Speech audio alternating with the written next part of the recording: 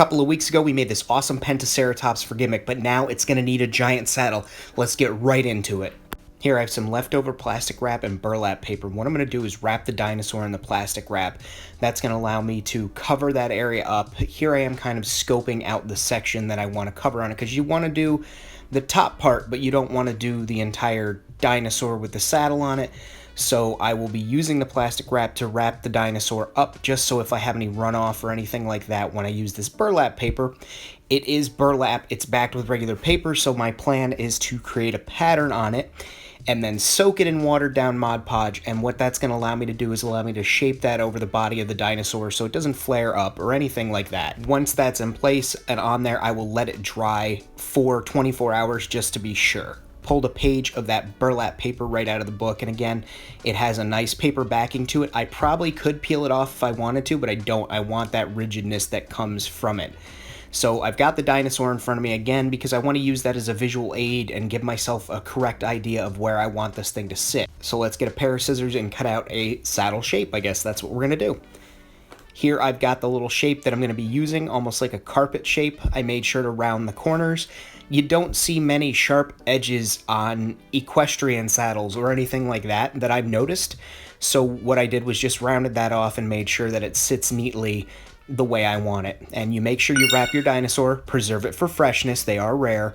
And here I'm just picking out the colors that I want. I wanted something bright and jubilant, something that really stands out as color. And then I picked this red scrap of leather that I have. I picked this up in Connecticut last year during the pandemic, when one of the few things you could do was put on a mask and go shopping.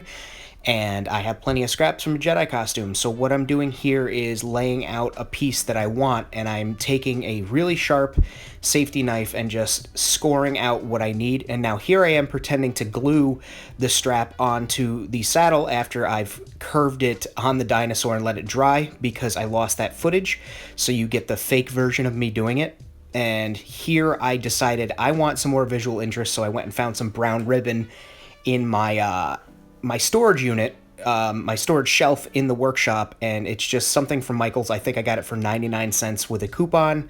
Actually, I know it came from Joann Fabric. It was 99 cents with a coupon. So what I'm doing here is I'm just going to line it up, make a couple of straps that are the same length, and tiny loops that go around it to hold that strap in place.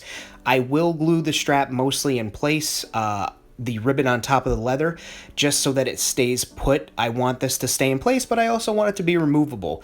So it does overlap a little bit, the leather. I made sure that that happens, and I'm really happy with the way that this turned out. Here you could see I did add 2 pieces of ribbon to make a Y coming off the saddle, just for a little more visual interest. Want to thank you guys so much for all the likes, follows, shares. You can see I added some chains to the dinosaur, and just Gimmick is really coming along.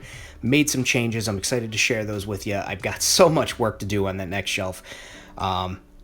As I said, thank you for the likes, thank you for the shares. I hope that you guys enjoy this look at the megafauna that I'm starting to add to Gimmick, the idea of giant dinosaurs that live on this planet. So excited to share this with you. Thanks for watching. Be well. Be sure to hit that subscribe button, click the notification bell, like the video, and drop a comment below.